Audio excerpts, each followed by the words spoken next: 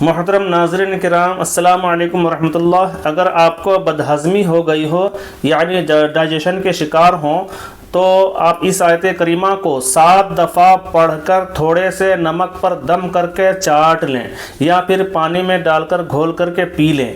آیت کریمہ یہ ہے: اعوذ باللہ من الشیطان الرجیم، بسم اللہ الرحمن الرحیم، وبالحق انزلناہ وبالحق نزل وما ارسلناک الا مبشرا ونذیرا۔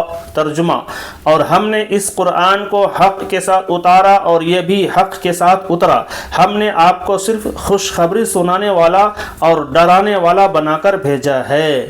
ناظرین کرام، اگر آپ چینل میں نئے ہیں تو سبسکرائب کریں، لائک کریں، بیل آئیکن دبائیں اور ثواب جاریہ کے لیے دوسروں تک شیئر بھی کریں۔